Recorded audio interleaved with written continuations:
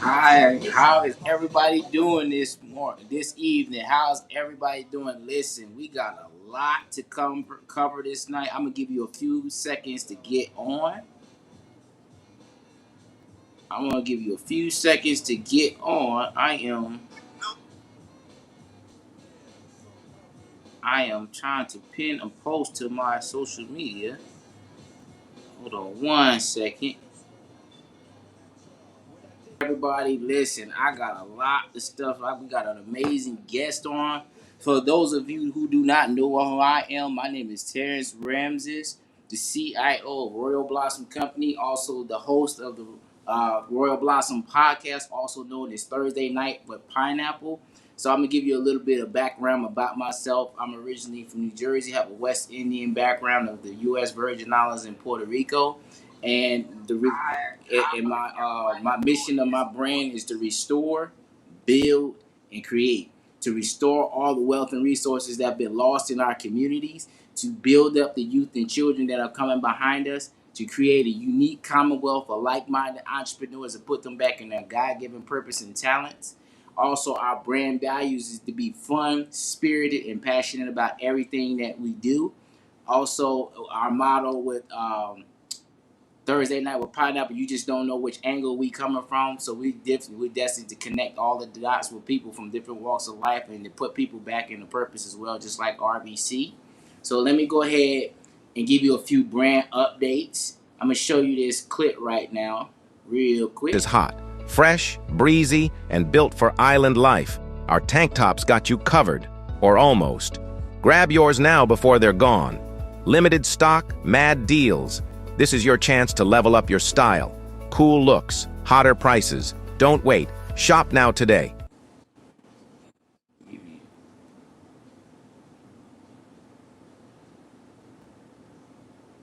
So those are on pre-order right now. So I have those in person. I'm gonna show it to you in person, but I'm gonna show you the second video of which each color combination. I did this like like a month and a half ago, 2 months ago. It was a little windy, but here we go. Let me show you this as well. So that was the pink lemonade. That one is the blooming lavender rose. That one is called the Caribbean based rhythm. That one is the Oasis Blue Sea.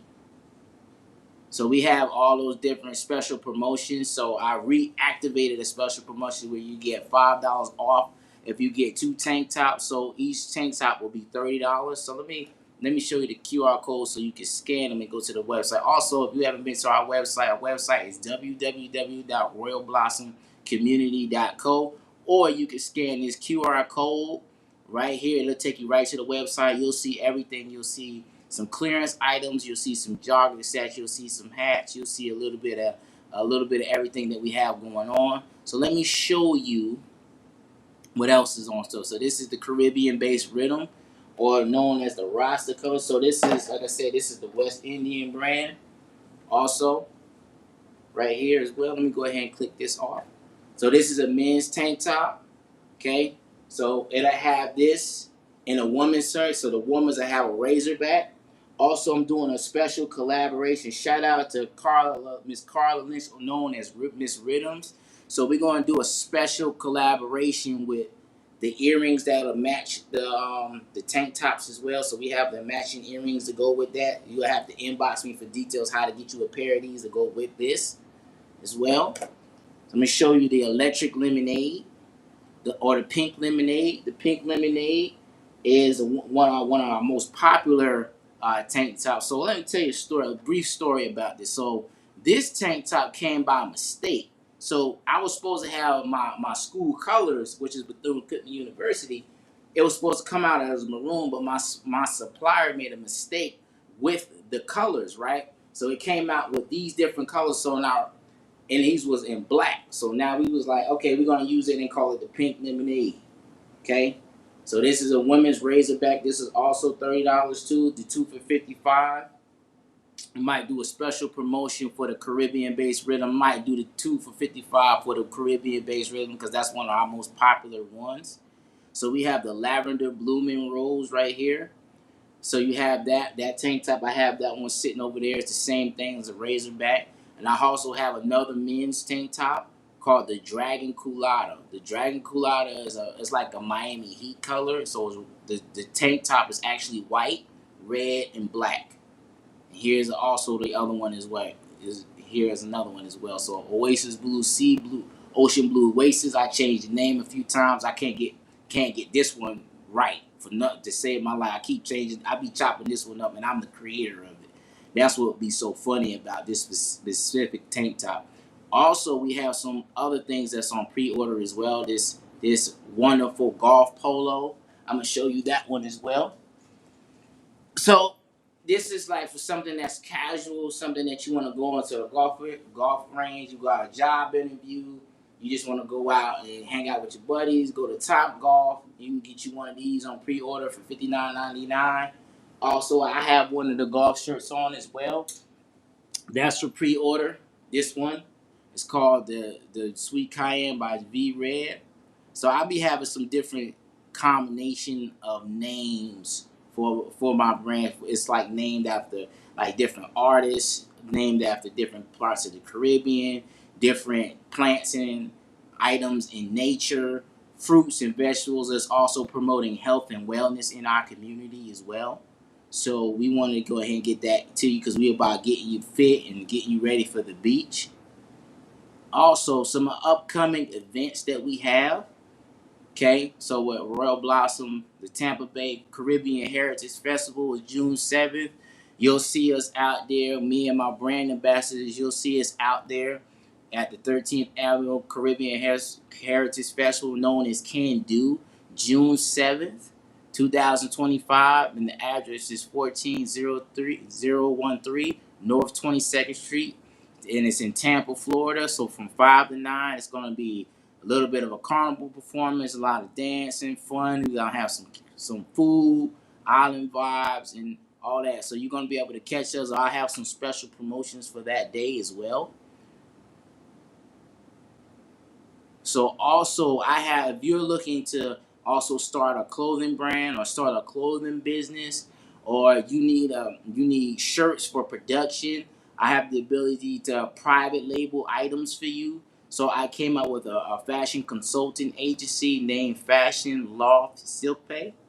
I'm going to show you one of the logos right here. So that's the men's logo is right there. The nice, bold, red, strong, hungry for success.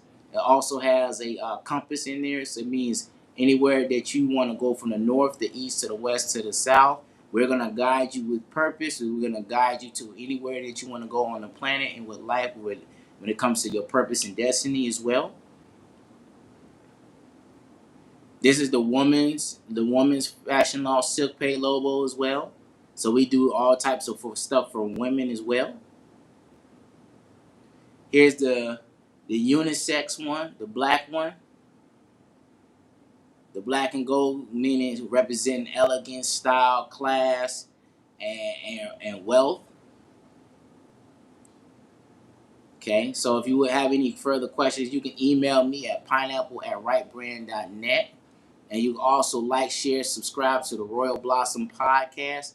You can find me at the Royal Roster Pineapple on Facebook. You can find me on Instagram, Royal Blossom Company, Royal Blossom Crepe. Also, Royal Blossom Podcast. I'm going to go ahead and put these up as well. You can find us on TikTok, Royal Blossom Company. Here's the YouTube page, Instagram, Facebook, and TikTok. So you'll find us on all those social media platforms as well. Give you a minute to look up, like, share, and subscribe. You'll find us on Instagram at Royal Blossom Company. You'll find the fashion agency on there as well. Fashion Silk Pay Loft. You'll find it on there as well. You'll find me on Instagram at Royal Blossom Crypto at Thursday Night with Pineapple. You'll find all of that on all social media platforms. Give you a minute to look at that. So without further ado, I have the pleasure. So let me tell you about this gentleman I'm about to bring on. I'm going to show you a real quick clip. I'm going to show you the first clip of this gentleman. He's doing some amazing things.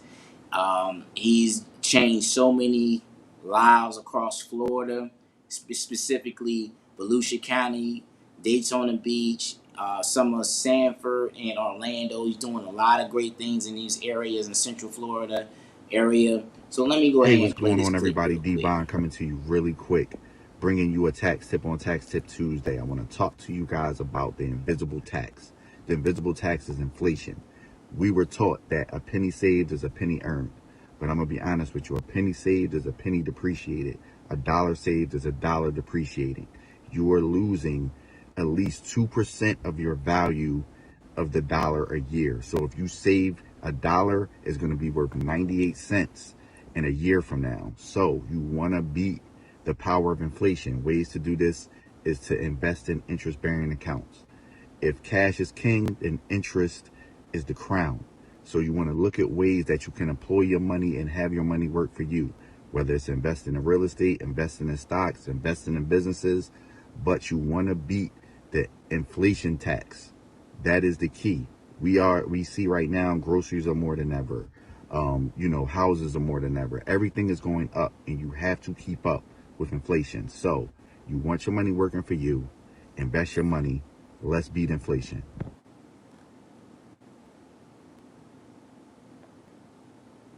So we got a lot. We got a lot to cover. Thanks Denise for coming in Thursday night with pineapple. We'll see. Happy Thursday, fam. Appreciate you. So I've known Darryl for a long time, like most than half of my life. So we met I believe we met at the business building in a few different meetings throughout Bethune Cookman. He had just finished up his tenure at Bethune Cookman with business administration degree, and I was just coming into Bethune Cookman, and we've done a lot of different projects together, from taxes to Amway to just different things in the business sector. And he's been there for me, giving me advice throughout years of just knowing him, from mistakes that I made in my life, and for me turning my life around, just taking care of things. And also, like, during the pandemic, man, like, we was on it. Like, when I talk about, I hit rock bottom, like one of the lowest points in my life where I lost everything. He was also another one of these phenomenal friends and gentlemen, that another black man that helped me out to get to the next level, because we just took some time, when I lost everything, some things, hit my credit, and we took like a few months to, rebuild some things back, just following his system, following his advice, and taking his expertise and knowledge and applying it to my life. And literally in 2020 was able to get some things done with RBC. Also was able to really put my personal life back in order, and he's done so many different things, for the community. And I just want to say I appreciate him, and I want to just acknowledge them and give him some strong edification. So before I play this last clip of him, I'm just gonna go ahead and bring him up and let him introduce himself. His name is Mr. Darryl J Bond. Come on the line, my brother. How you doing? I'm good. I'm good, man. How you doing? You hear me? I'm I'm great. I can hear you loud and clear. Oh man, I want to first say I'm proud of you, bro. Yeah, I mean, like you said, we known each other a long time through peaks and valleys, and I seen the progression. I seen the things that you're doing with the brand. Your podcast, and I know you gave me edification, but I want to give it to you right back. I mean, I seen you come in when you were a freshman in college to now you're a grown man taking care of your responsibilities, starting different businesses, hitting peaks and valleys. And, that's part of it, man. I mean, you get knocked down, but it's about getting back up, Yeah, like most people get knocked down and they stay down. But, like I can admire the fact that you got knocked down, you got back up, I mean, and you still moving forward. I mean? So you want to keep moving forward. So I appreciate the edification, but to be honest with you, man, I want to give it to you right back. I So, man, I appreciate you having me on. Yeah, hey, look, I know it's busy, man. Like, shit, we've been talking about it for a minute, but it's been, hey, it is what it is. We entrepreneurs, we stay busy. We out here changing the world and changing lives. Oh yeah, listen, we were supposed to do this like a year ago. Yeah, We were yeah. supposed to do this a year ago, and then tax season came, and then like I said, I know you had some things, so it's a pleasure to be on, man. I appreciate you staying on me. That's all. My schedule is a little hectic, but you know what? Like once you reach back out to me, I said, you know what? See, I know you were supposed to do this for a while, so let's give it to the people, you know? Oh yeah, man. Listen, audience. Is putting these podcasts together every week is not easy. Like when schedules and putting people and locking them in and having conversations behind the scenes. It's a lot that goes behind this podcast. I know you see a finished product and it looks good, but it takes a lot to put these together and stream it simultaneously. It's a process. But I appreciate your time and you willing to give this message to the people. So tell everybody a little bit about yourself, where you from, some of your passions and purpose, and how long you've been an entrepreneur, how long you've been in taxes and everything, and what's your current occupation. Oh man, so I'm originally from Philadelphia, Pennsylvania. But I came down here in 2000. So came down to Bethune-Cookman University. And once I graduated with a degree in accounting. And I know you said business administration, but Mm-hmm. graduated with a degree in accounting. And to be honest with you, man, the weather spoiled me. And I got a job with NASCAR, so I was a junior staff accountant with them for a little bit, and then I transitioned over to mutual fund accounting.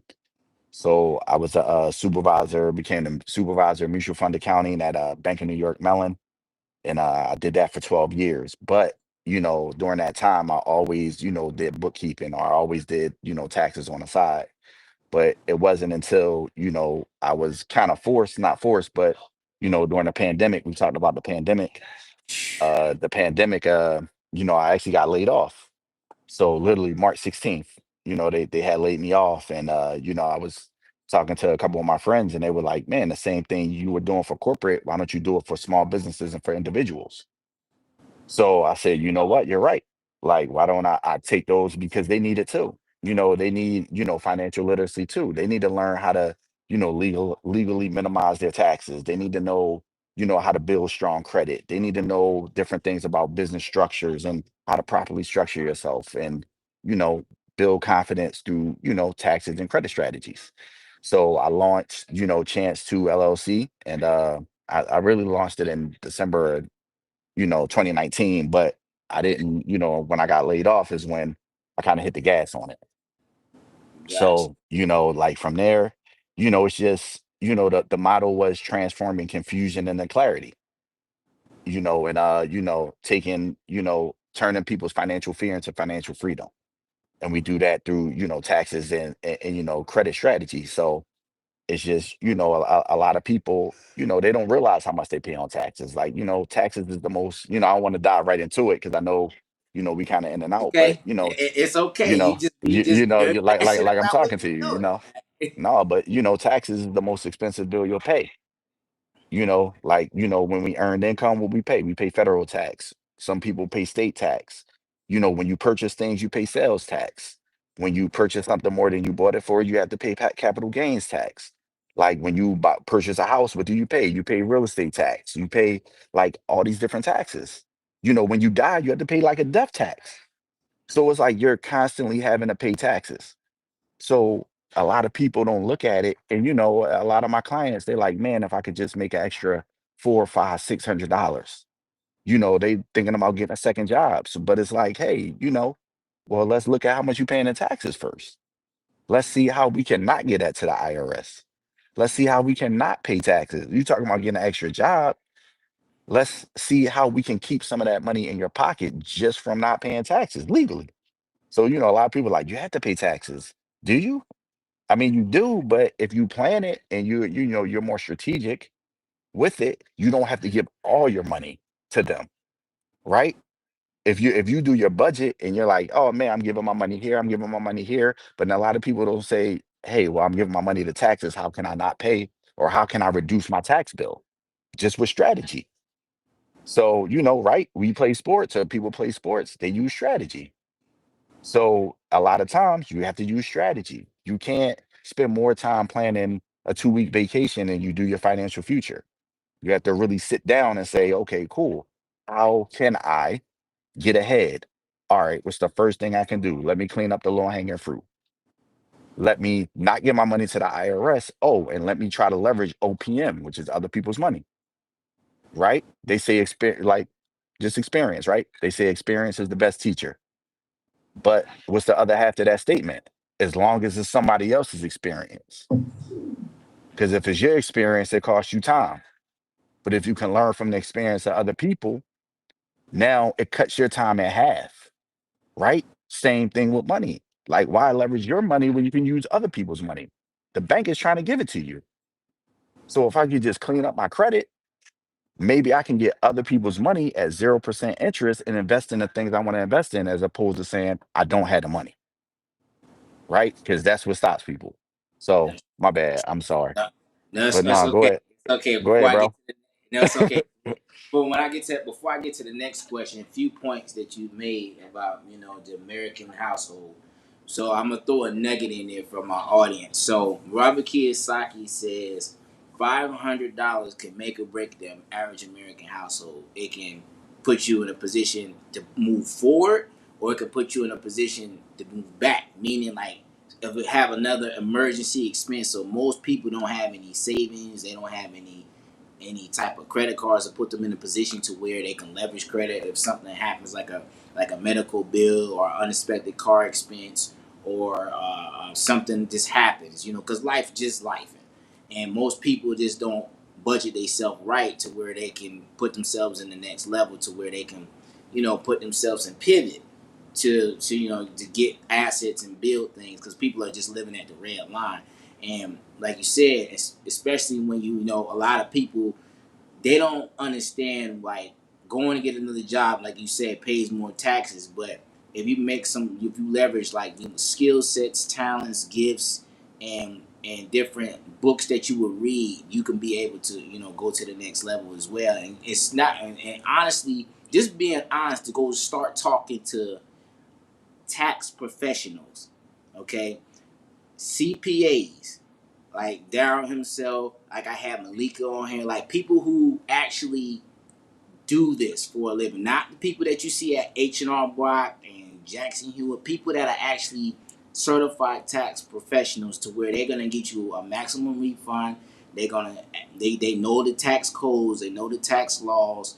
They're gonna put you in a position to where you can leverage things that you would never know, because a lot of times people are like just trying to withhold information from the CPAs. But a lot of CPAs that I've spoken to, especially Darryl too, he said, like, look, you give me everything you got, you just don't know. You don't know what you don't know, because this is what he does literally all day, from 6 a.m. to this time of night. That's all he do. He Hmm. specializes. This is what he does. He specializes this, and like when you're using your taxes and understanding when it comes to like your credit, like you said too, building up your credit, building up your relationships with different banks and different things, to where it puts you in another position to where you can, instead of using all your money, you can use somebody else's money to build assets and acquire assets, and understanding the And there we difference go. between a liability and an asset, and understanding the difference between good debt and bad debt. Credit cards can be good debt or bad debt depending on how you wield it.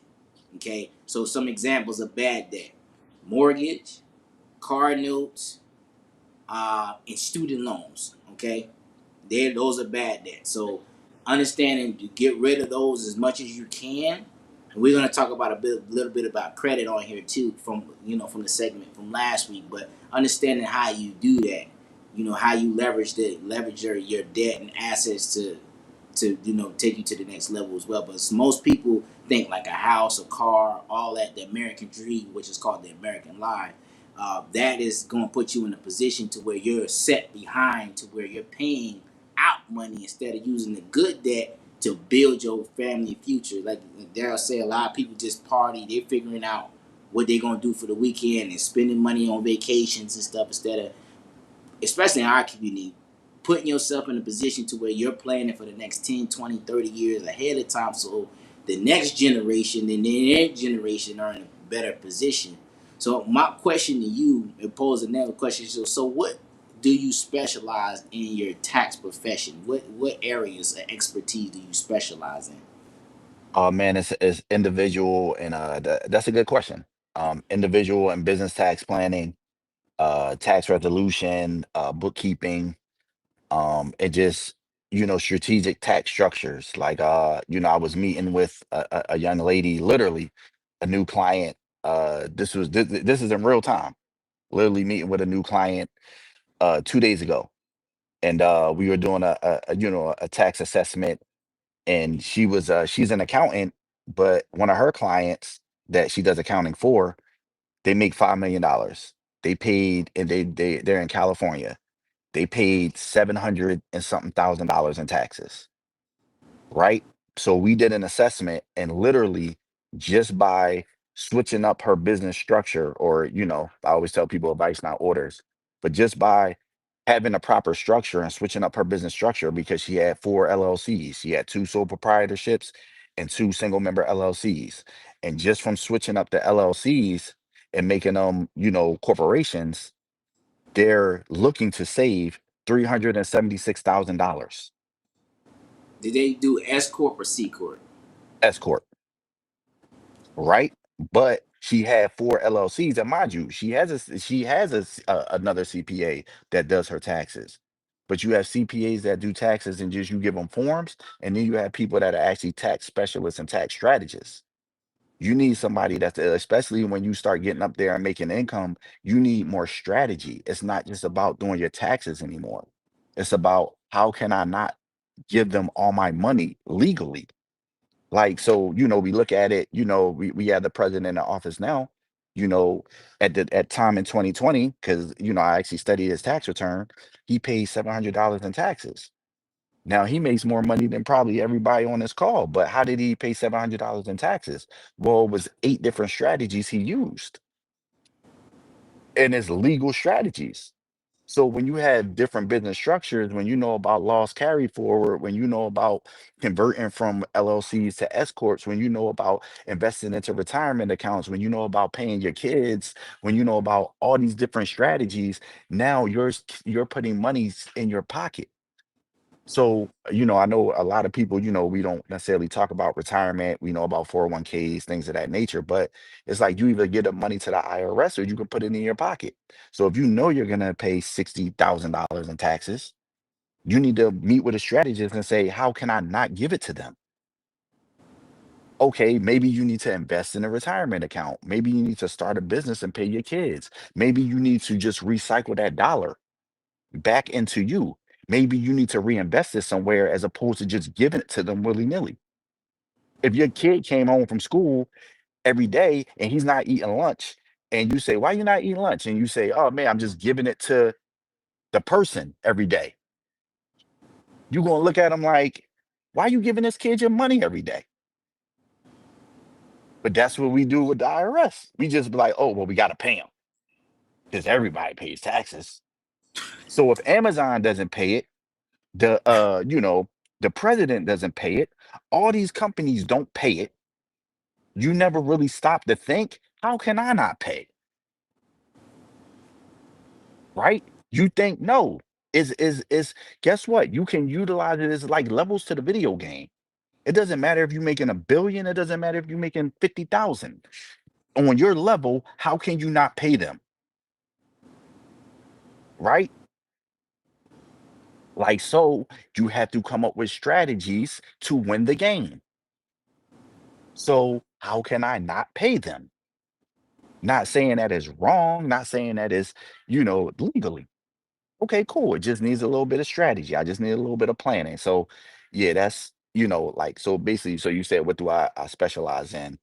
I mean, that's it. Business structures, tax resolution, bookkeeping, and individual and business tax planning. Like, because like I said, taxes is the most expensive bill you'll pay. So the first thing we do is sit down with clients and say, all right, if taxes, I know taxes is the most expensive bill you're going to pay because we pay so many taxes. How can we not pay them or pay them the minimum amount possible? Even if we have to, excuse me, even if we have to invest in a retirement account, put more money in my retirement, start a business, invest in short-term rentals, invest in, this. I mean, hell, I mean, invest in yourself. Continue. If you got a business and you going to conferences and continuing education and going on these trips, that's a write-off. But hey, guess what? I had to stay in an Airbnb for here. Okay, how can we turn that into a business trip? How about you go here and how about you look at that? How about you stream when you're on vacation? How about you meet up with different people and pitch your business while you on vacation? So now we can turn it into a business trip.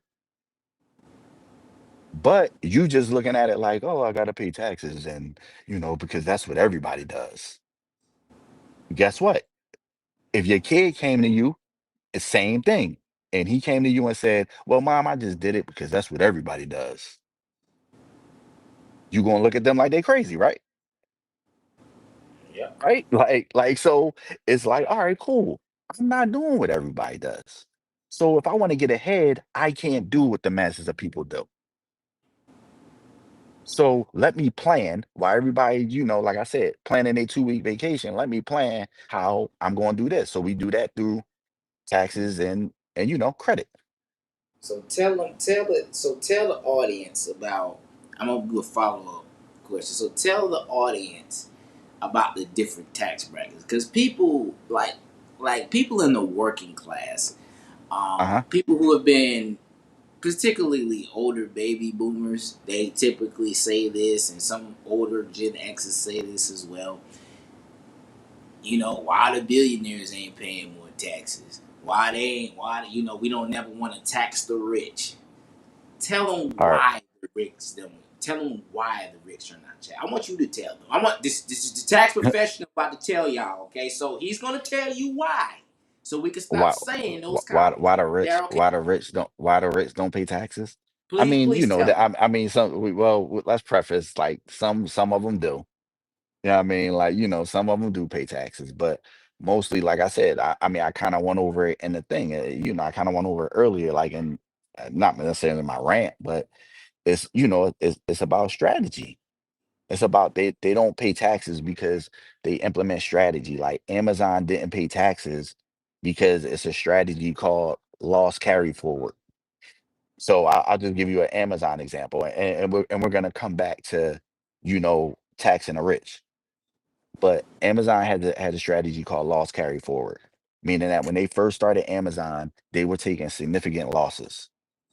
So when you take losses in your business, you can basically it's a bucket. So you can recognize a certain amount of losses and carry the rest of the losses forward to the next year. So Amazon was taking losses for 10 years. So when Amazon finally started making money, they had so much accumulated losses in a bucket, all they did was pull it forward. The same thing with Trump.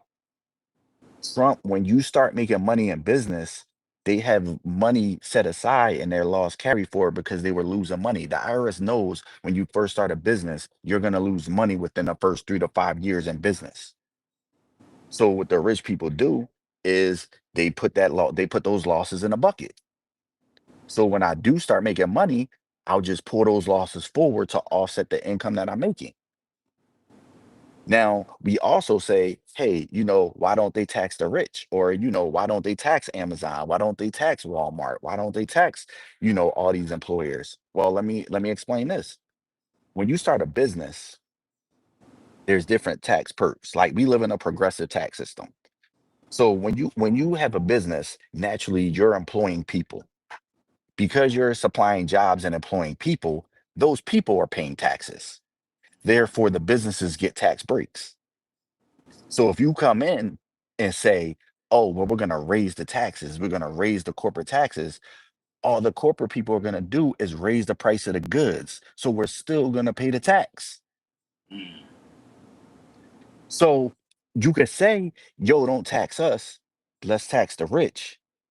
But if you tax the rich, they're going to raise the price of gas, raise the price of eggs, raise the price of milk, raise the price of shipping, raise the price of the goods that you're buying.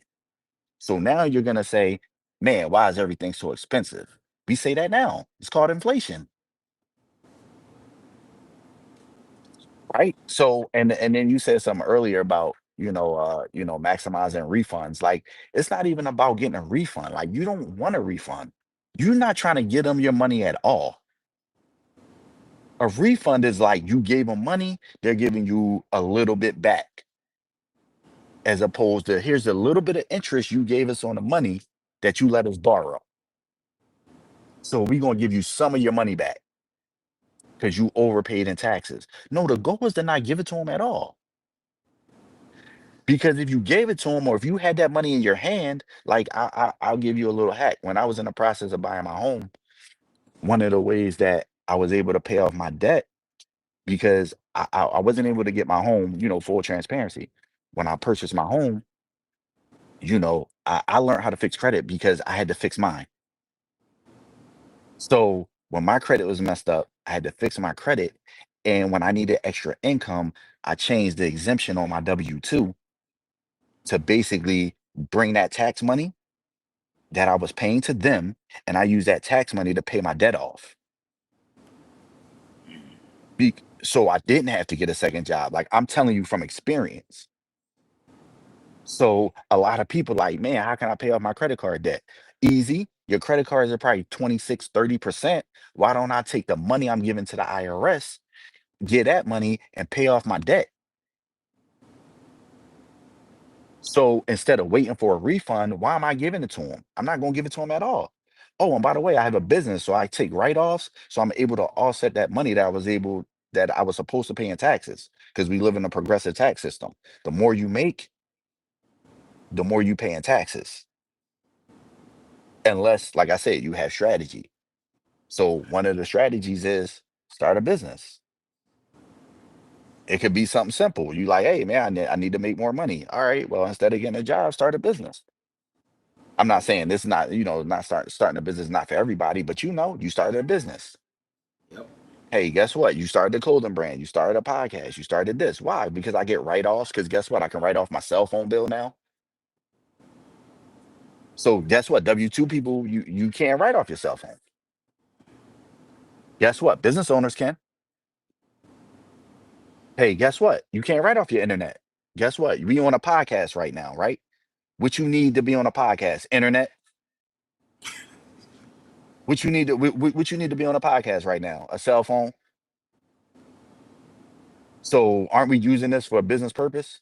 Hey, didn't you just promote your brand on your cell phone using your internet, promoting your brand? You just wrote off about 2 grand.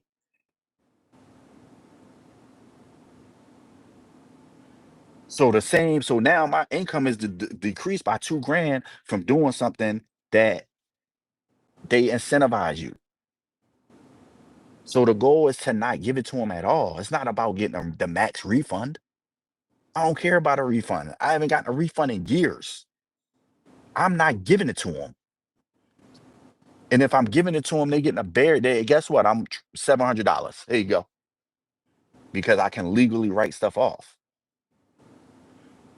Like literally, and like I said, you can ask the next question, but like studying, his tax return, he has over 300 businesses. His tax return is 700 pages. So if he has 300 businesses and he's getting write off from 300 businesses, like, I mean, I know a lot of people don't, like him, and we always snut our nose up at wealthy people, but at some point, shouldn't we follow the blueprint?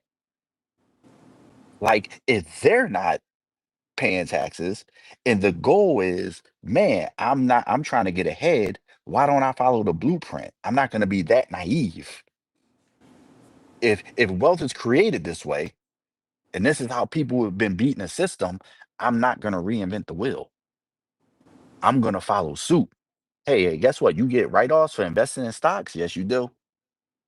Hey, you get write-off for investing in yourself, because that's the most important person you should invest in. But go ahead, man. I'm sorry. Like I said, man, we can go down this road, but It's yeah, all good. you I saying, let you. I let you get. Yeah, You I'm saying, well, just letting you know. hey, invest in real estate, invest in crypto, invest in yourself, and but invest. It don't matter. Like it just invest. Like and then like I said, we can go to the next question. I've been saying that for a while, right? But you like so this is how, and we talked about it before. Money is called currency because it has to flow.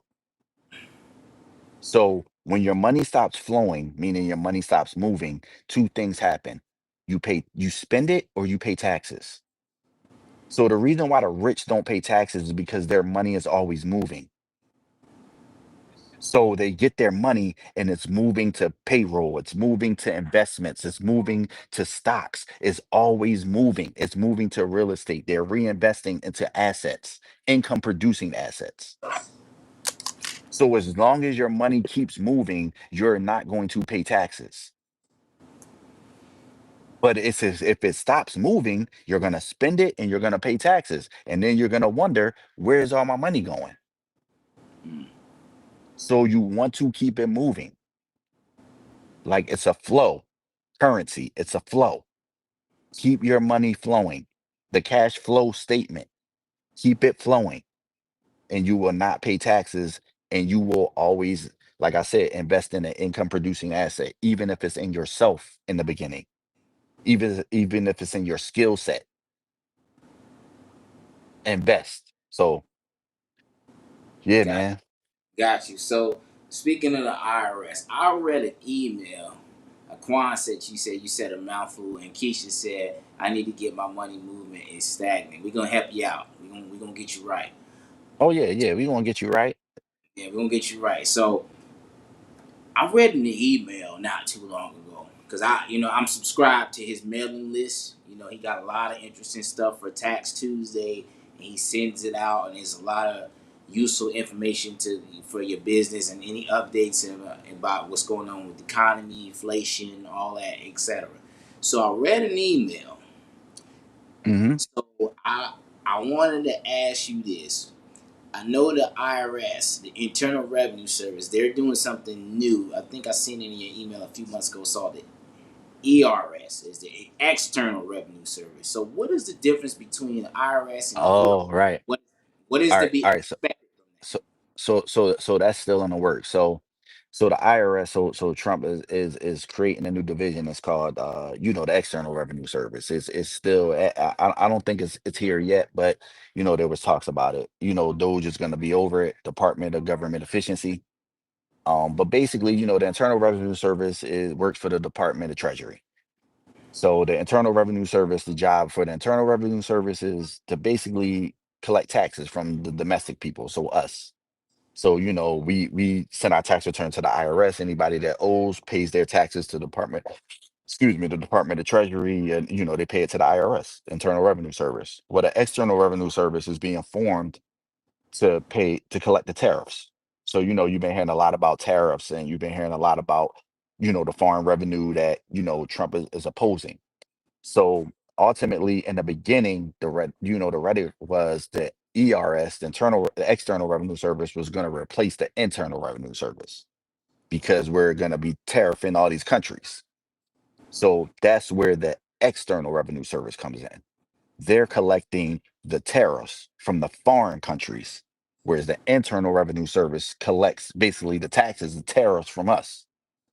And they were saying that he was trying to get rid of the Internal Revenue Service. But if you follow my tag, see you still there? that? Yeah, I'm here. I think you faded out a little bit. Yeah, he must have faded out a little bit, but yeah, he's throwing some gems in here. I hope y'all getting something out of this.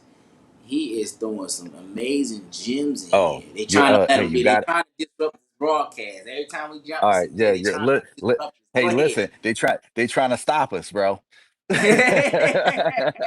They trying to stop us. No, no, but no, basically, basically, like in one of my previous tax tips, I was talking about when they say they're getting rid of the IRS, all that is just a negotiation tactic.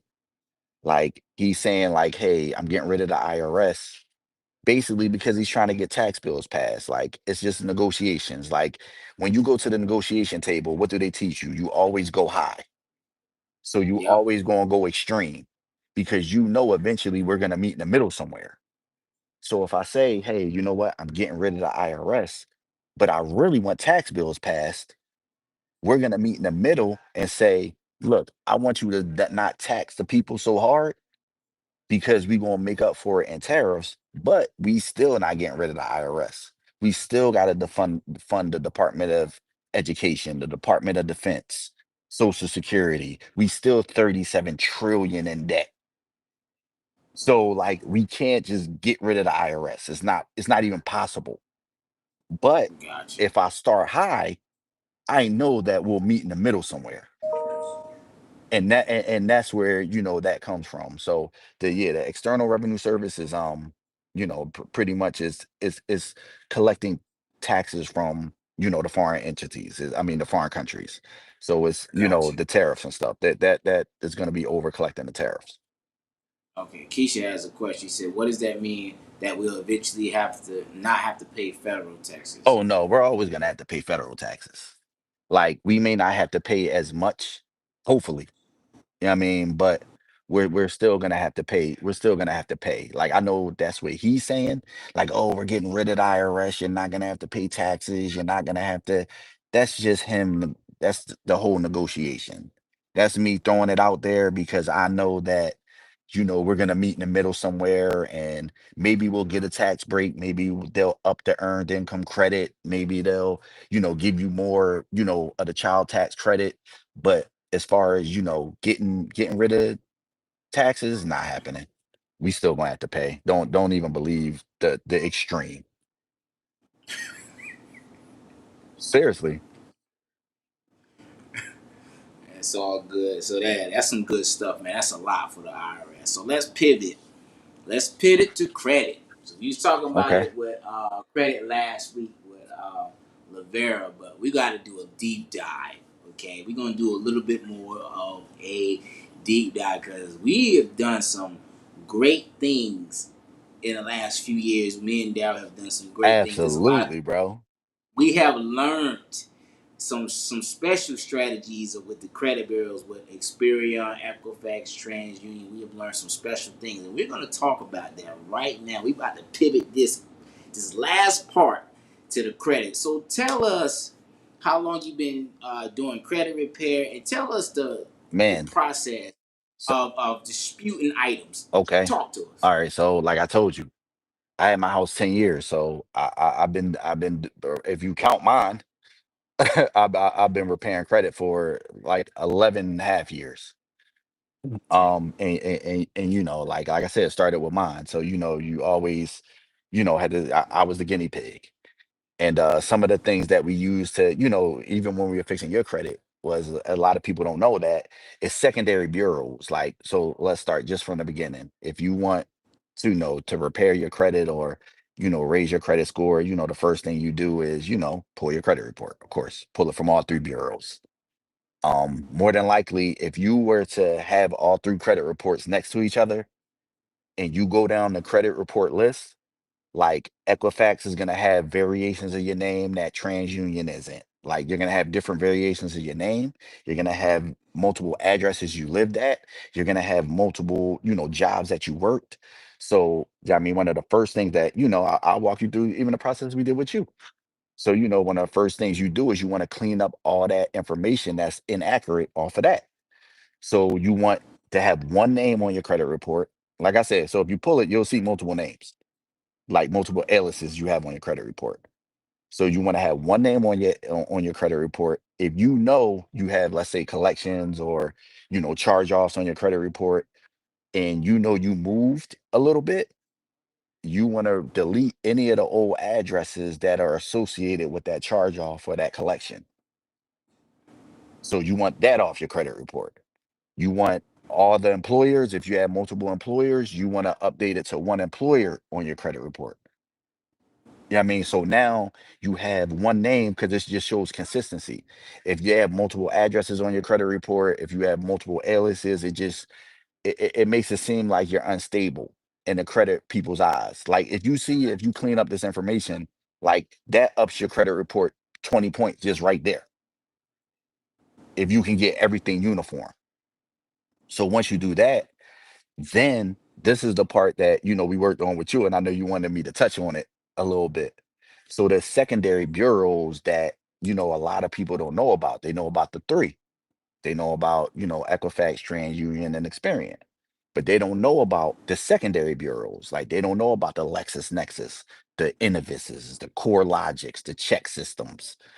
You know what I mean? The ARSs. You know what I mean? Like they don't know about these secondary credit bureaus. So these are information furnishers, blah, blah, blah, blah. Y'all get what I'm saying? Like they furnish information. So LexisNexis has anything you've ever done in life. So what you do is if you're disputing your items or you're in the process of cleaning your credit, you want to freeze these bureaus.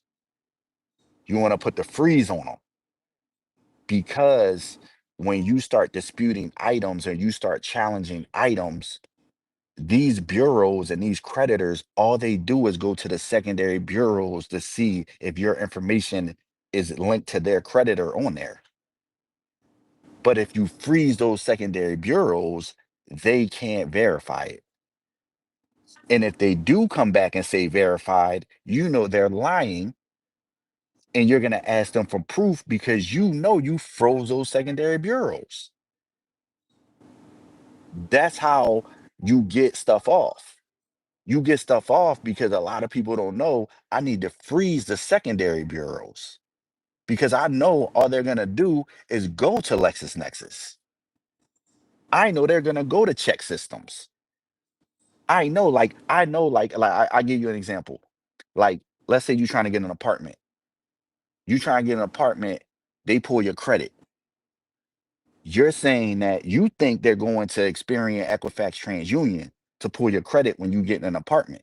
They're really going to Core Logic because Core Logic has all your rental information, all that. So guess what? If you got an eviction, you need to freeze Core Logic.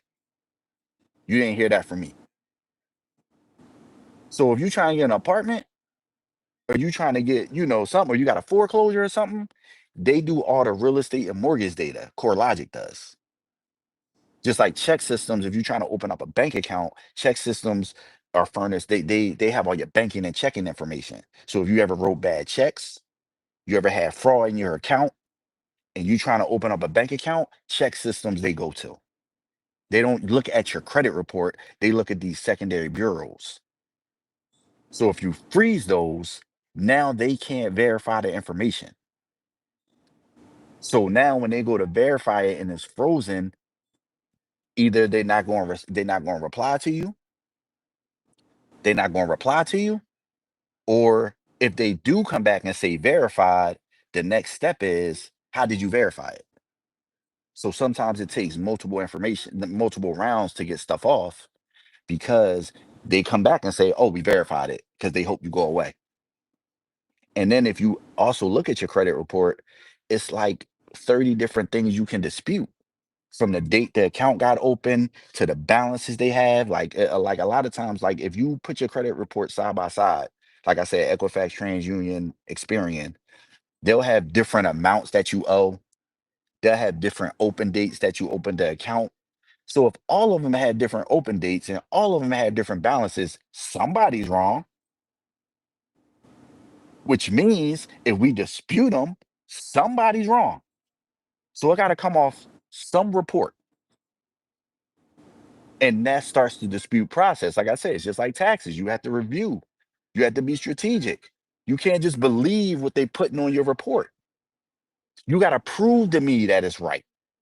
You got to prove to me that it's wrong. Like, okay, you just putting this on my credit report. How do I know you even reporting it right? So I'm gonna make you prove to me the same way you would, right? If like you would make somebody, I'm just not gonna take your word. Like, so if you see somebody on the street and they saying, "Hey, I can promise you this and promise you that," you gonna be like, at some point, you gotta prove to me. So if I pull my credit report and I see it's negative and it's negatively affecting my credit report, why wouldn't I dispute it? I'm just gonna give you the money to clean my credit, or not to give you the money to get it off my credit report. I don't even know what's right.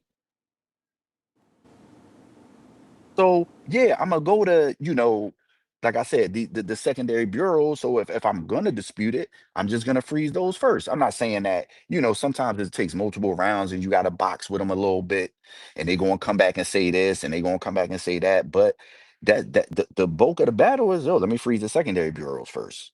Let me freeze like so you ever have, you go into like my mechanic, Anwar. And Like, so Anwar has something now where you can finance, right? You can like you can finance your auto bill. So if you need like I know you just replaced, like we just talked about it, right? So you gotta replace the engine, you gotta replace the transmission. You can't buy it. You all right, cool. We got the option, this off bank that you can finance. And one of the promotions is, oh, no credit check. Right, you hear that, like, you go to a furniture store and they be like, "Oh, we don't pull we don't check your credit, this and this and that." They do. They go to like ARS, that's another secondary bureau. So now they looking at your like your utility bills. They looking at your bank account to see if you ever bounced a check. So they may not be pulling your credit, but they are looking at a secondary bureau. That's how they determine if they giving you credit or not. So they may not say credit doesn't count because they're not looking at Equifax, Experian, or TransUnion, but they're looking at ARS. So that's why I said, yo, it's important to freeze these. They looking at Innovis. You know Innovis. You know what I mean? Because we had to freeze that. They looking at Innovis. Like, you know what I mean? Because they know Innovis reports the utility bill. Hey, they do pre-screening. So all right, cool. Let me freeze Innovis. So you don't know my utility information. So if you pay late, you know what I mean? Like if you pay late, guess what? Innovis knows that. ARS knows that. Sage Street knows that. Sage Stream knows that. So it's like, all right, cool. Let me, but go ahead. I don't want to go down. But yeah, those are the secondary bureaus. And then telecheck is if you ever bounce a check. So that's another one. That's like a newer one. So telecheck will tell somebody if you ever bounced a check or you had ever had accounts closed because you didn't, necessarily pay, you know how you owe the bank money. And they say if you don't pay us in this, we gonna close your account. Like, yeah, all right, cool. So now other banks know that. But how do they know that? Oh, they go to telecheck. But if telecheck is frozen, they don't know that what you was doing over at Chase.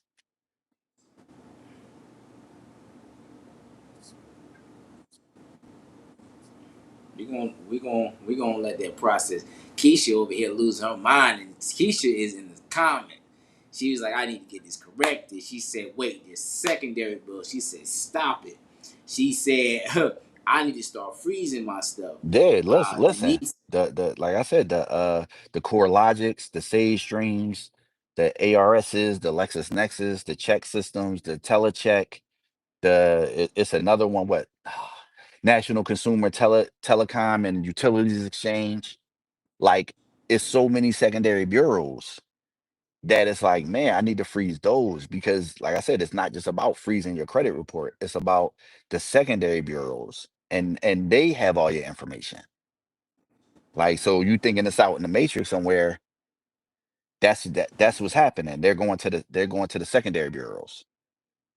yeah, that's exactly what a lot of people when they're see. Another thing, Daryl, what I love about this conversation is that most people like those credit repair companies like creditrepair.com and Lexington Law and a few other places. So what they're doing, they're taking. We talked about this last week. What they're doing is they're doing a long credit repair process. They're sending letters off every couple of months, and what they're not doing is sending those credit repairs to the secondary bureaus.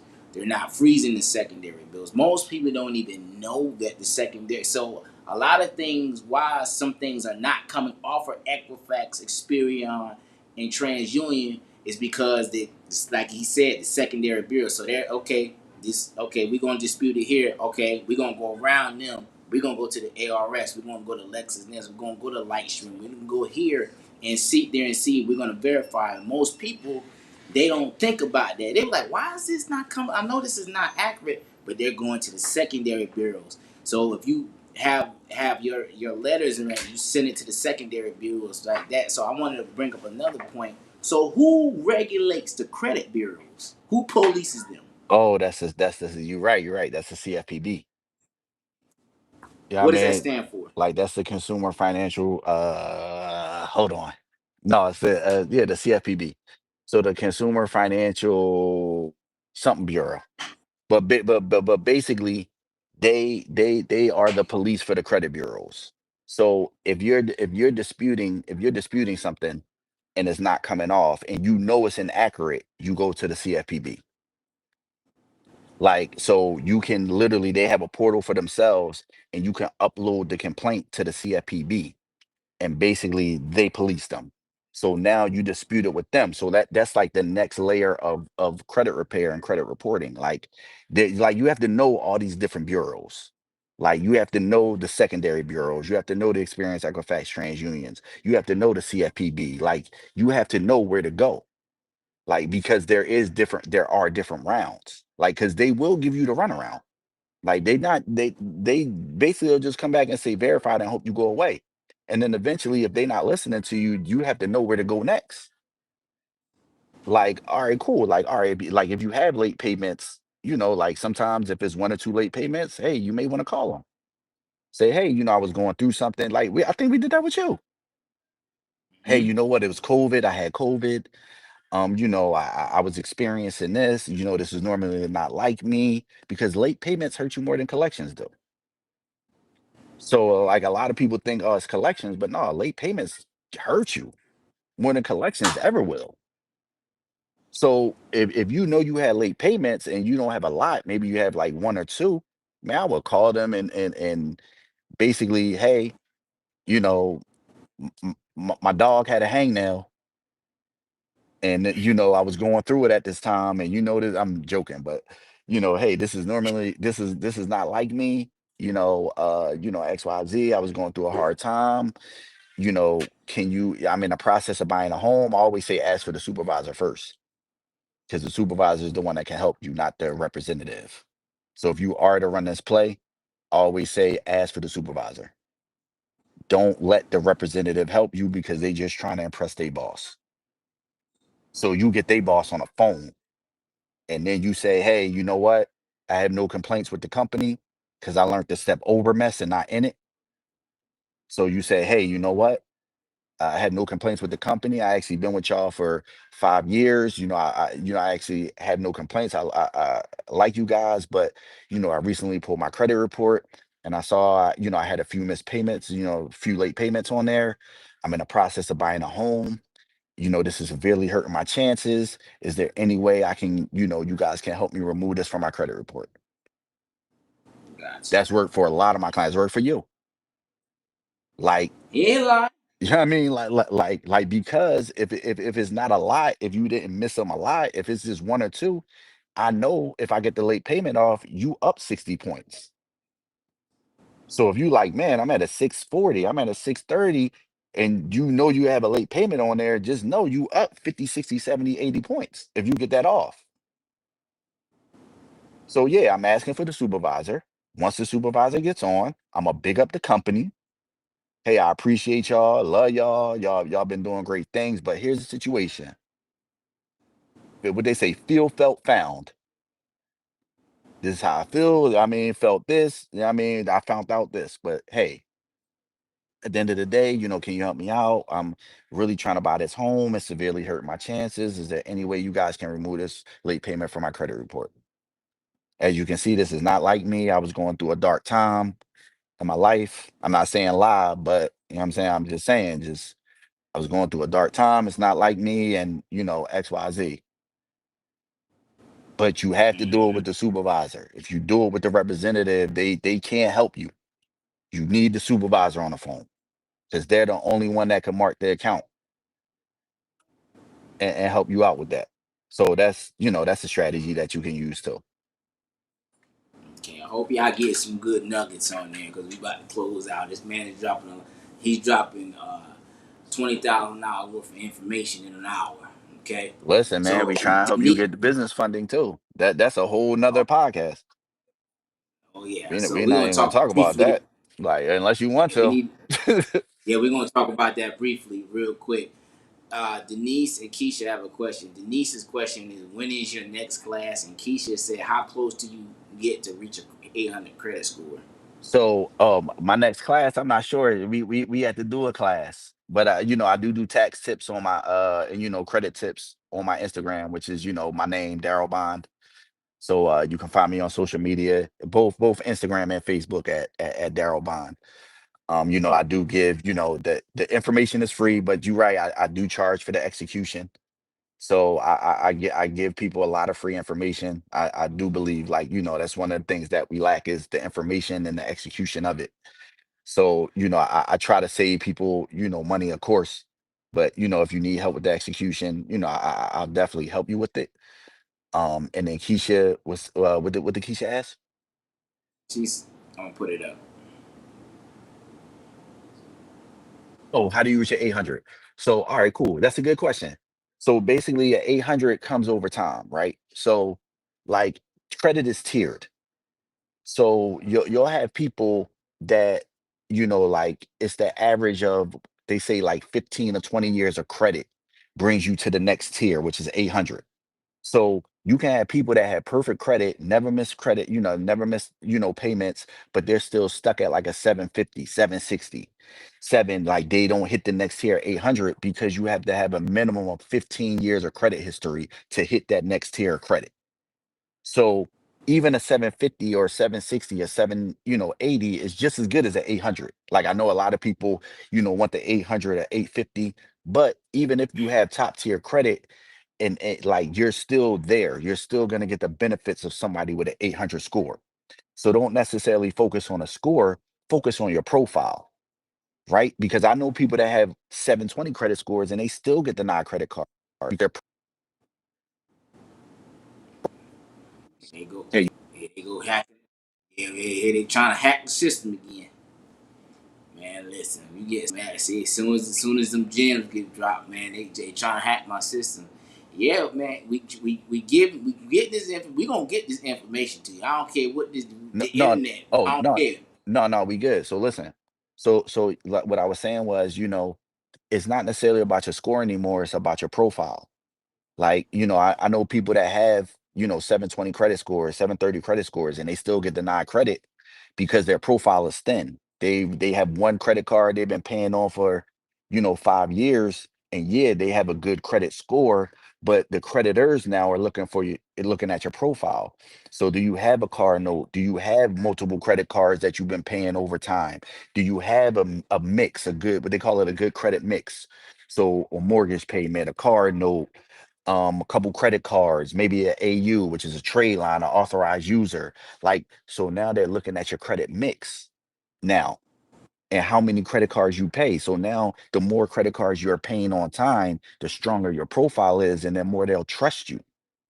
But if you just had one credit card and you had a 720, you're still like, oh, well, it's only one. So you'll get another credit card, but it's going to be a low limit. So that's why it's like, oh man, like how can I get a credit card that, reduces, ups my limit. So that part right there. Okay, Michelle said she reached it in 10 years. Yeah. So maybe it's 10 to 15. Gotcha. Like So but tell but but but it but it but it but it comes with time. Like you have to have, the average of 10 years of credit history, 10 to 15 years of credit history to hit that tier.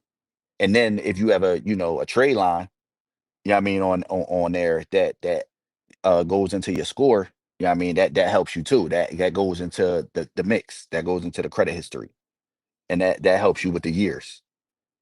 okay. So Keisha asked another question. She said, "Can you have too many credit cards?"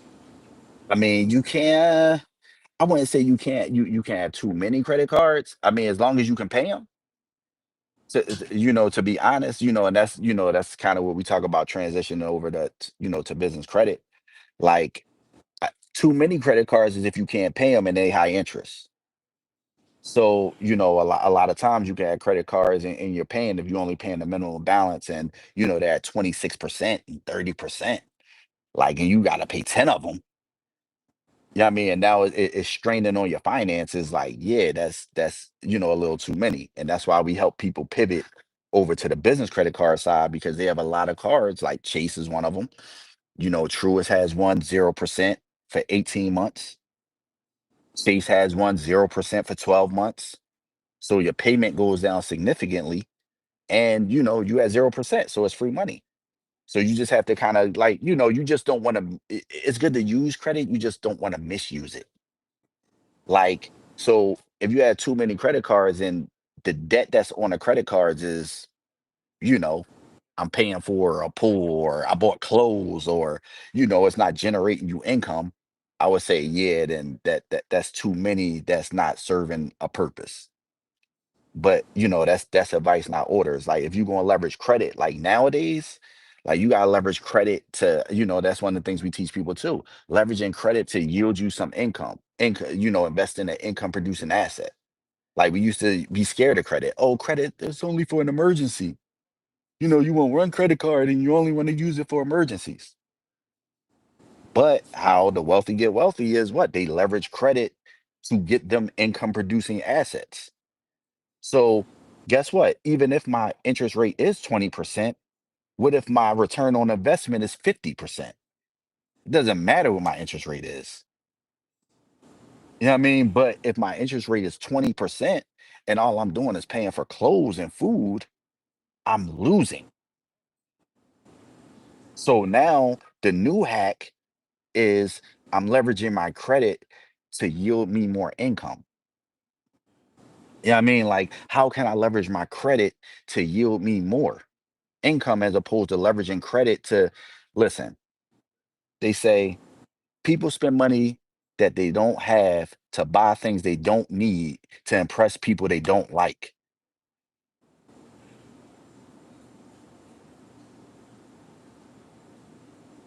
Right?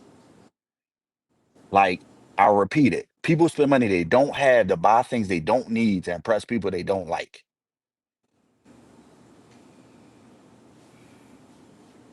And like that has to go. Like when and like I said, it's another thing. Like when you ask me about the taxes and the accounting and things of that nature, it's if your outgo exceeds your income, then your upkeep becomes your downfall. So I'm gonna repeat it because we talked about interest rates and credit. If your outgo exceeds your income, then your upkeep becomes your downfall.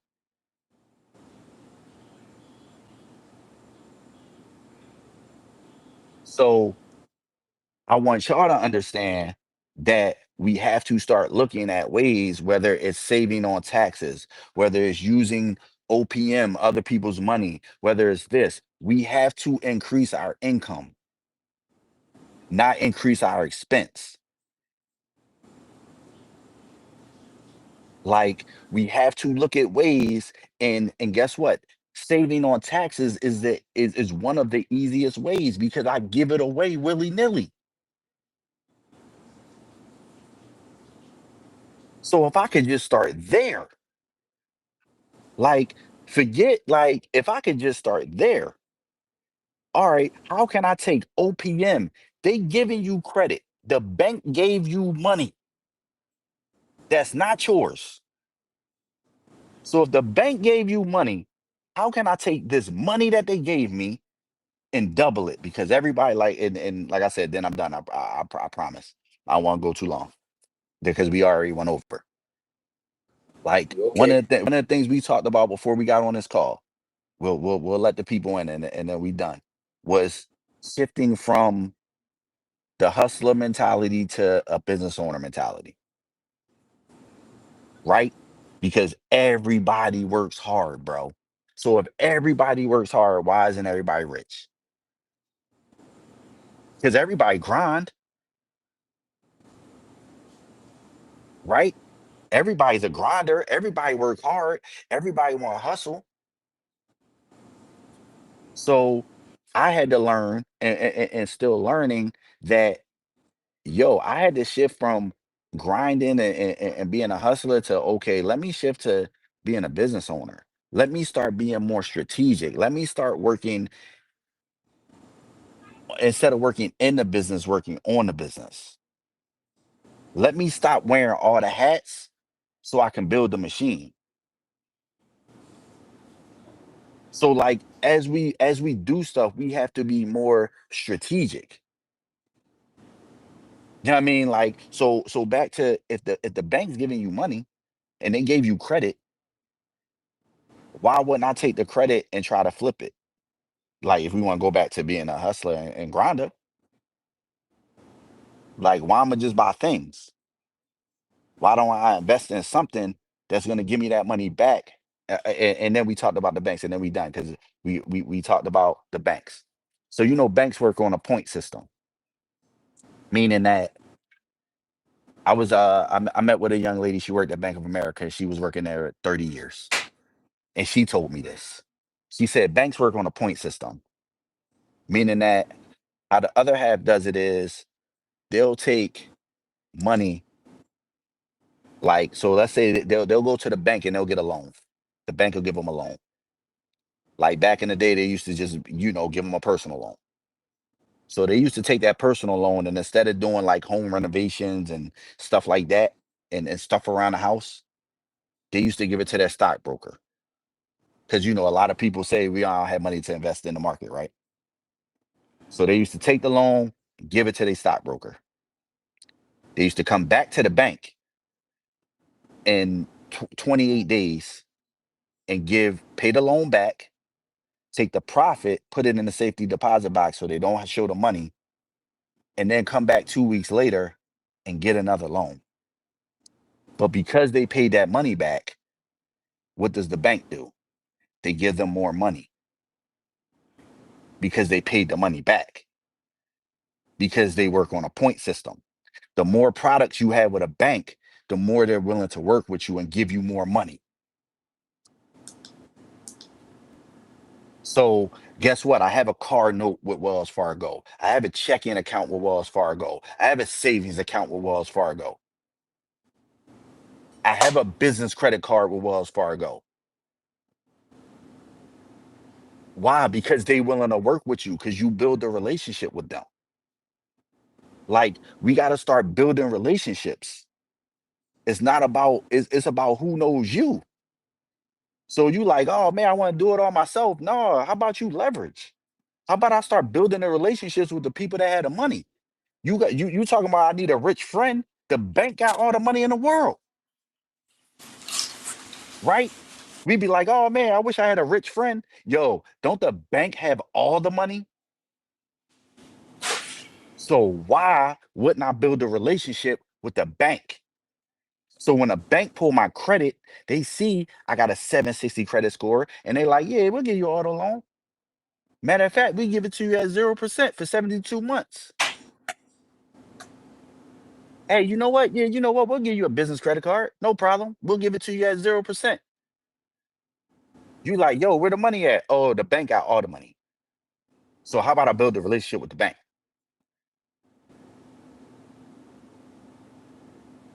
So when we talk about, credit and getting your credit right, all you gotta do is have good credit and they give you money. If you got a relationship with them. So what did I tell you? We talked about it. You got 3 business bank accounts. Implementing the play. Right. Because I said, Terrence, go here, go to Truist. Truist, all you need is a 640 credit score. They give you a business credit card. Did we not talk about that? We sure did. We did. Like, so I know, oh, okay, cool. Let me go to Chase. Let me go to Truist. Let me go to PNC. Let me go to Navy Federal. Let me build relationships with all these banks. Guess what? And that, I don't want to talk about it, but too much. That's a whole nother thing. But with the whole Toro situation. Like for those that don't know, I did Toro one car at one time. At the most, I had 7 cars on Toro. But I got started with the first 3 because I went to 3 different banks on 3 different days and got 3 different loans because I had relationships with all the banks. Like that's what I'm saying about the relationship. So he is dropping some gems. So can I? So let me give you a testimony. Yeah, I changed John. I definitely changed it for green. I changed it to green because green means go. What does the Green green mean? T? the green mean let's go ahead and get this money. Let's go ahead and get it done. We're gonna make some money Listen, on the bro. So podcast tonight. That's why I turned nah, man. green on. Listen, man. This is what the people wanted, man. Like, look, we not sitting here sugarcoating. No, I appreciate everybody that tuned in. You appreciate everybody that tuned in. I know y'all took y'all time. Y'all could be anywhere else, but y'all with us. And I'm not going to sit here and sugarcoat it. You're not going to sit here and sugarcoat it. Y'all took y'all time. Y'all took y'all energy. Y'all could have been anywhere else. So I'm gonna tell y'all, look, this is the hack, or not even a hack. Like, yo, this is the way, I've been seeing my clients do it. This is the stuff I've been implementing. This is the results I've been seeing. And it's not even about, being a know-it-all or knowing it all. Like, I mean, there's so many tools out there. It's AI. Like, we just gotta learn to leverage and implement. And like stop being like just don't be scared. Like, Yes, you know what I mean? Like at the end of the day, like don't be scared to mess up. Because even if you mess up, the worst case scenario is you in the same spot. But what if it work? Like I see Johnny in the comment, like, yo, we used to say it all the time. What if it works? Worst case scenario, if it don't work, guess what? You still in the same spot. You not no worse, you not no better. Oh, and by the way, everybody that's on this call, God you have survived 100% of your bad days. So even if it all go bad, you done survived 100% of it. that's a nugget right there, boy. So even if it go all bad and you take a risk and it didn't work and you invested in real estate and you invested in crypto and you invested in yourself, guess what? You still survived 100% of your bad days. So you think he gonna let you down now? You've been on the earth 20, 30, 40 years. If you still here and you survive, like, so what if you messed up some bread on an investment? At least you learned. You can't listen, man. You can't steer a parked car. But the faster you go, the easier it is for the car to move. But if you sit still, that steering wheel hard as hell to drive. That's So, true. so the nugget for you is, yo, you just gotta move and you learn on the go.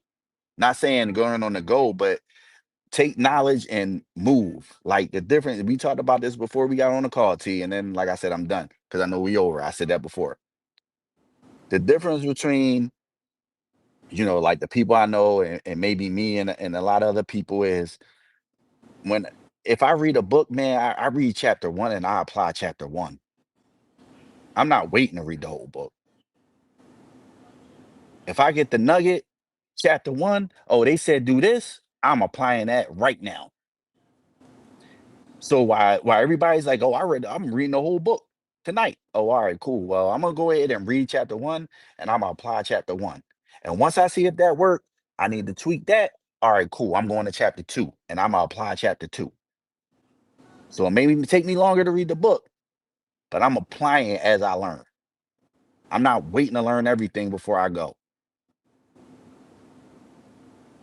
And honestly, like I would suggest that with people, you don't need to know all the information right there. It's the headlights. The headlights go up to 200 yards at a time. You still drive, don't you? You can't see the whole road, but you Hmm. still move. You go as far as the headlights you can see. So it's the same way with information. It's the same way with the like because most of the time we already know what we need to do. It's just like, oh man, well, I need validation. I need this. And then I promise you, I don't want to go too deep into what we talked about, like, with the money and when people pray about money. Yeah, yeah, it's true, man. And I'm gonna say this too. That's what when God gives you a vision, He doesn't give you everything that you. He doesn't tell you everything that you're gonna go through. He just give you the vision. You just gotta put it into action. Faith without works is Is dead. it is dead, man. It's dead. Like, So, mm, mm, mm, mm. yeah, bro. Like a lot of times. I know you like. I know we got to go, but a lot of times as far as the money, like we pray to God and we pray to God for money, but you gotta understand, like God doesn't use money. He doesn't use money. The angels don't need money. So when you ask for money, a lot of times and ask God to solve your financial problems, He gives you thoughts. And if your mind's so cluttered and life is happening, what happens is you abort the thought. So what happens is now he sends a person to reiterate the thought. That's why a lot of times when you run into people, you be like, man, I was just thinking, oh, you know what? I was just thinking that. Why? Because you aborted the thought. So he had to send a person to remind you of it.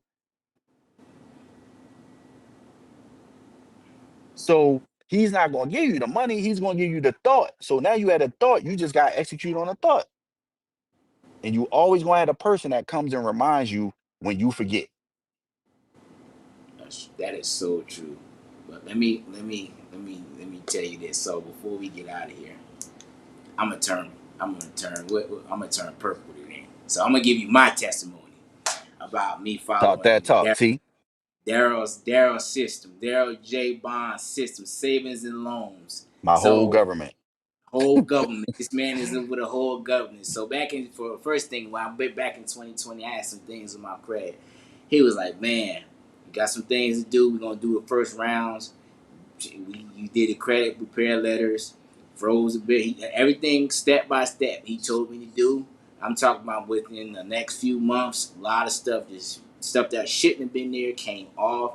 Was able to apply for credit cards. Was able to get housing again. Able to do things and not get denied credit because of the stuff, those negative items and collections was on there. So followed that step, repaired my life back in less than a year's time by just following the system and staying consistent. Because a lot of people, when they get to know, they'll just give up. And my nugget to everybody is to always stay consistent about everything that you do and stay the course no matter what it looks like. Just stay the course, especially if you're listening to experts or somebody that you trust. You stay on it and just continue to go through the process until you reap a result. Also, about the business, about starting relationships with banks. Me and Darryl have been talking about just different credit unions. We've been talking about banks. We've been talking about Fairwinds. We've been talking about Suncoast, especially Navy Federal. So my testimony, as far as Navy Federal. So one of my neighbors, she had a Navy Federal account. So she was like, "Hey, all I got to do is send you the invite." She sent me the invite. Started me a Navy Federal account. So I left it dormant for a little while. But when I had actually got another job, I got a little hustle, little side hustle, whatever. I was at the cigar factory for about a year. So what I did was I started a direct deposit with Navy Federal with my check-ins and savings. I was building up a relationship with them. Within a few months, they sent me an invite to apply for their green rewards card with $5,000 limit, just to start off with, based off my history and stuff. Some of them can be higher, some of them can be lower.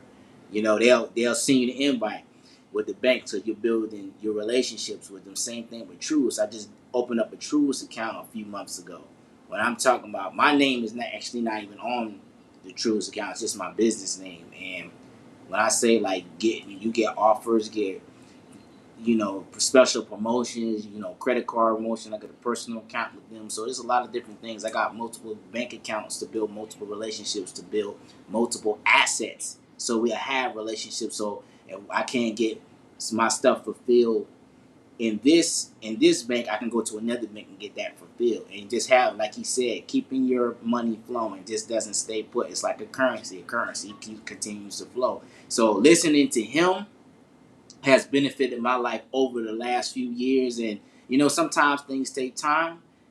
Staying the course and staying in the process and just fixing your credit, listening to the expert, being, as we used to say always when we was doing all our different companies, be reachable, teachable, and coachable.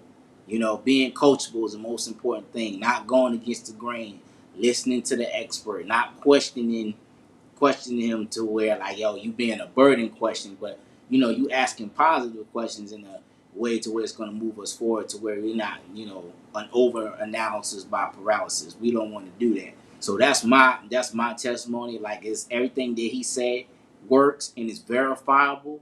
Everything he says worked. Like, it worked 100% foolproof. So I mean, we're gonna have to do a part two because we ain't gonna have time to do the business credit and stuff because we cover so much information. But before we go, Keisha asked, "What is considered good credit?" Before we get out, before I close out. Score or profile? I mean, She to be didn't. honest, Keisha, I would say, no negative items, anything 680 and above. That starts you in the door to whereas, if you had a business, you can start getting business credit.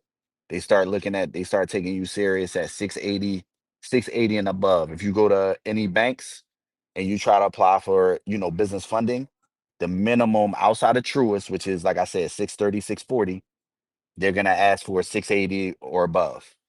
So I would say that's the start. I mean, mind you, you can have 680 and still have negative items on your credit report. So, I would say also between that and, cleaning up your profile, cleaning up your report, just making sure, everything is cool. But 680 as far as the score. As far as profile, just having a nice mix. If you have a car note, if you have a couple credit cards, if you like, hey, I don't really have a credit card, get a couple secure cards. Get what they call a trade line, a AU, what they call authorized user. See if you can piggyback off of somebody else's credit. That helps jump your score, but you want to have a mix. You don't just want, one card, or you just don't want one. Student loans even help people out. I seen people pay off their student loans and they actually hurt their credit report. But I mean, like the history shows, but that age open item kind of like helps you. So if you have loans, credit cards, mortgage payments, things of that nature, like a good mix, you have a good mix, then that kind of helps you out too. But I would say the start is you want minimum 680. Yep, yep, yep. Minimum 680. So yeah, John McGee said, "Let's get funded." Every said, "Priest, great perspective." Keisha said she needs your contact information. Tell Daryl, tell him how to find you. Oh man, Instagram and Facebook. It's my name. So it's Darryl Bond on Instagram, Darryl Bond on Facebook. I know you had the QR codes up, I or you was about to sure do. you was That's about his to put them up. website right there. So Go that's the ahead and scan website, that thing. info at chance2solutions.net. You can book a consultation with me. Also, you can, shoot me a DM as well on my website. I actually have you know it's the definitive guide to building business credit. It's a free ebook. So if you ever wanted to know like some of the steps to building business credit, like how your business needs to be structured, how so when you walk into the bank you look professional, professional website, professional domain name. They don't like Gmails or Yahoos behind your email. They like the businessname.com, like things of that nature, having a business address, things like that. Like you want to be structured right. So when you walk into a bank and you look good on paper, you look like a legitimate business. You don't look like a home-based business. You actually look like a business. So if they Google your address, it shows an office building. If they Google your phone number, it actually shows a business listing with office hours. It doesn't just show a cell phone. Like, so it's a lot of things you want to do to when you build business funding that's in that ebook that shows you. And then I also have a credit book as well that actually has templates in it. So that's checkmate. Oh, he has it right there. Checkmate, position yourself to win the credit game. That's on Amazon. The QR code's right there. So it's $7. It's actually, on sale on Amazon, but actually tells you like the history of credit. And it for each scenario, it has templates in there for you as well. So if you wanted to dispute, it'll give you like a few templates, 10 templates in there. So that's for sale as well. But yeah, man. So yeah. So yeah, man, that's what we doing. We trying to help y'all get your credit right, get your business funded. We definitely gonna come back and do a part two about the trade lines and the business credit and bank accounts, man. Because I'm telling you, when you have cash flows, a statement of cash flows in all your bank accounts. You got deposits coming in there, your payroll coming in there. You got steady sales. Your sales volume is high, man. That looks real good on the bank account. Okay, so that means when they go check your bank account, if you wanted to get funding from another bank, they looking at your account history. Okay, he got a lot of cash flow. Count is not negative. He good. We're gonna give you Hmm. a couple $1,000. We're gonna give you, the loan. We're gonna do that. We can trust you. Like you said, you just building relationship and trust over time. So any things, a lot of people get impatient with these things because they don't understand things take time. It takes time to build a relationship, especially when you're building with banks. And you just gotta be strategic on which bank works best for you and your needs and understanding the pros and cons of each bank and understanding, what you looking for, how fast you looking to fund. Like you said, like depends on you. Really depends on your credit score and all of that stuff. And getting your stuff credit all the way taken care of it. Just worrying about the secondary bureaus. So in closing, I appreciate you, Darryl. I appreciate you coming on.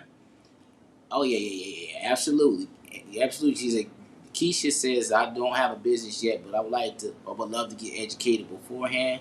And she said thank us both for the information. Absolutely, Keisha, no problem. Yeah, we got you. So yeah, in closing, like we said, we don't know which angle that we're gonna come from. We appreciate you, Darryl, for coming on. Also, don't forget to go to the website. We got some special promotion, www.royalblossomcommunity.co. Also, we got those events and stuff coming up. We got the special promotion with the tank tops. Go ahead and pre-order those. They're gonna be here in the next 30 days. Same thing with this amazing golf polo and the red one. We got some items on clearance. We also going to have some special promotions at Can Do, the Caribbean Heritage Festival. We're going to have some $5 tank tops, the $5 black tank top dresses that's left. Everything must go. We're going to have a lot of different hats, mix and match, 400 hats. So go to the YouTube page, like, share, subscribe to the Royal Blossom Company. You can find me personally, Terrence Ramses, on LinkedIn. You can find me at TikTok, Royal Blossom Company. Same thing on Instagram and Facebook. And Facebook is Royal Roster Pineapple. In closing, we out. Get your mind right, get your credit right. That's it. We out. That's it. We out. Thanks, Darryl. We appreciate you, my man. No problem. I appreciate you, bro.